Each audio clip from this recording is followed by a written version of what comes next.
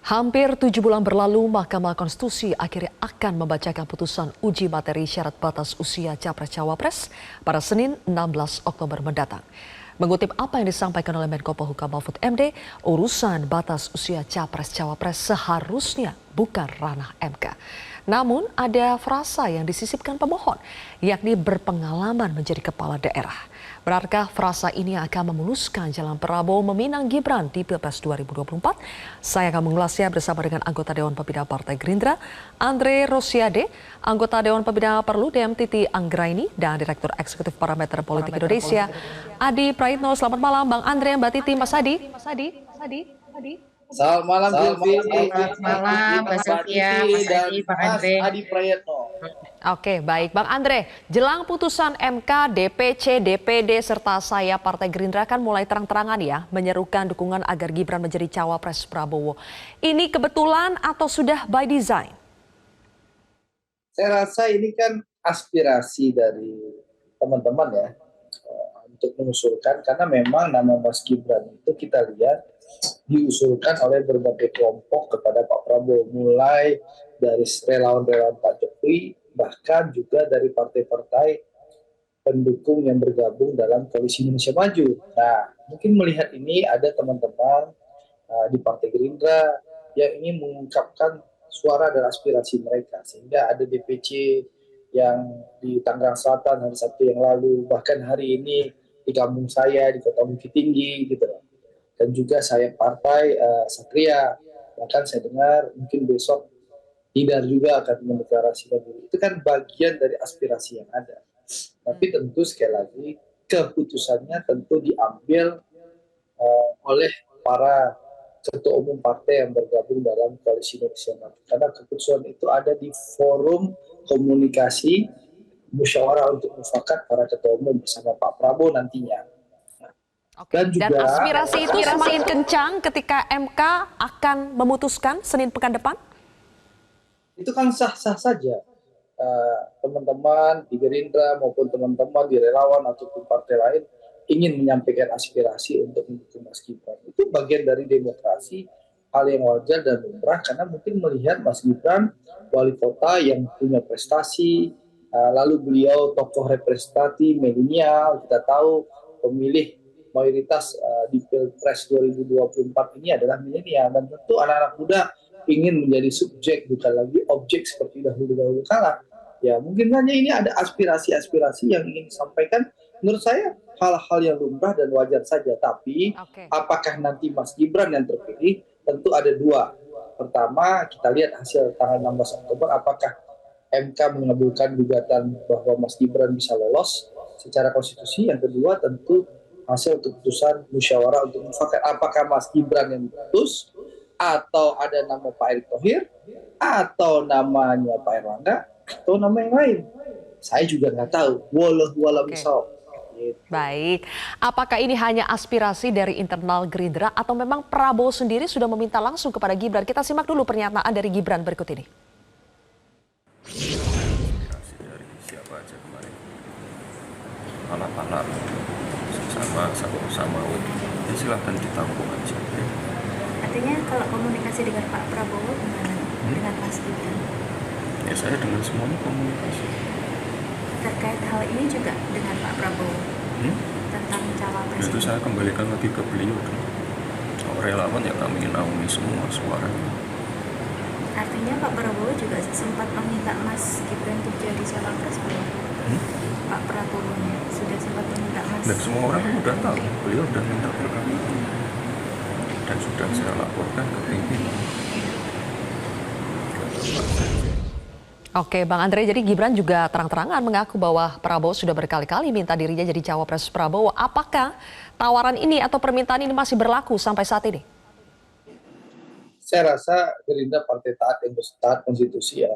Kita masih menunggu apakah memang 16 Oktober nanti memang Mas Gibran diperbolehkan secara konstitusi untuk ikut kontestasi. Nah, mungkin setelah itu nanti akan ada pengambil keputusan. Tapi yang saya dengar sebagai kader Partai Gerindra, saya mendengar aspirasi berbagai DPC, kota dan kabupaten yang ada di berbagai daerah di Indonesia.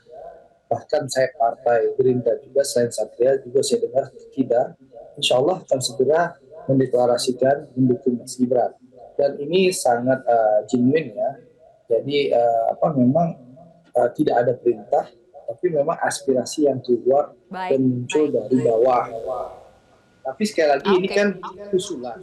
Keputusan tentu ada di tangan Pak Prabowo bersama para ketua umum partai-partai politik yang ada dengan rapat forum nanti kolektif kolegial dengan cara musyawarah. Oke, Bang Andre. Ya, Mas Adi, kalau jelang putusan MK, kita lihat sekarang suara-suara internal Gerindra untuk menduetkan Prabowo dengan Gibran itu kan kian nyaring. Apakah ini sudah pede MK akan mengabulkan uji materi batas usia Capres-Cawapres sehingga dari internal pun pede untuk menyuarakan duet Prabowo-Gibran?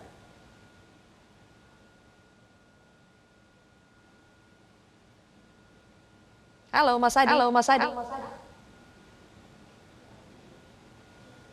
Tadi nggak kedengaran sedikit.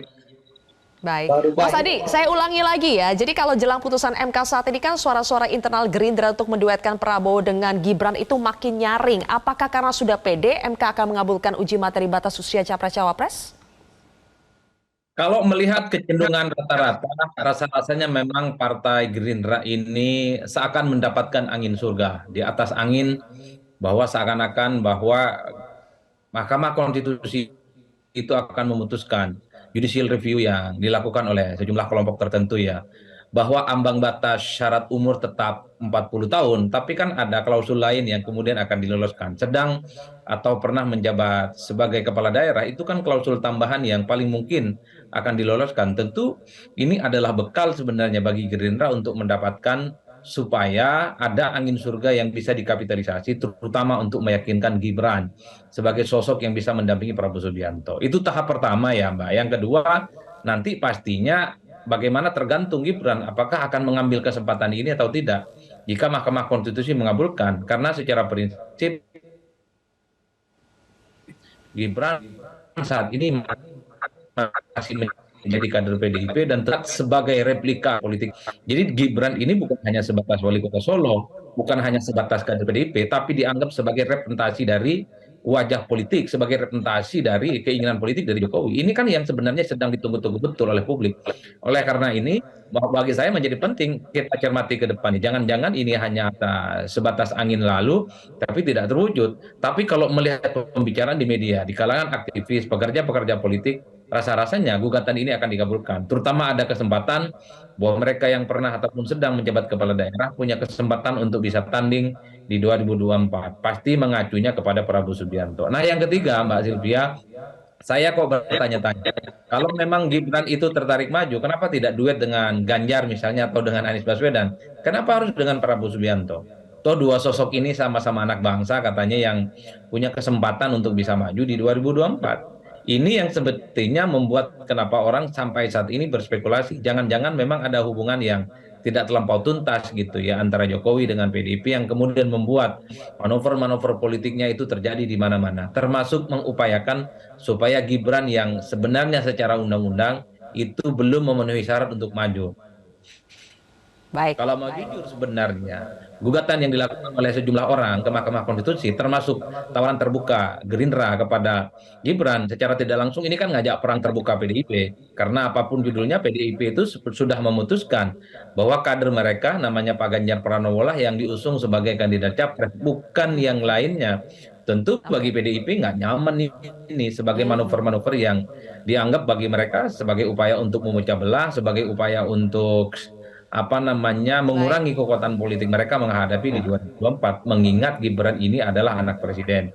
Ini yang menurut saya kalau menjadi maju, maka ini akan memanaskan situasi politik di 2024. Saya membayangkan pemilu. Ditahan dulu sampai situ Mas Adi karena kita harus break. Intinya adalah kalau Prabowo sampai jadian dengan Gibran, apakah ini berarti ada yang mau mengajak perang dengan PDI Perjuangan? Dan untuk Mbak Titi, tadi Mas Adi mengatakan rasa-rasanya ini kecenderungannya MK akan mengabulkan permohonan tersebut. Bagaimana rasanya menurut Perludem? Kita akan bahas nanti pemirsa usai jeda. Jelajahi cara baru mendapatkan informasi. Download Metro TV Extend sekarang.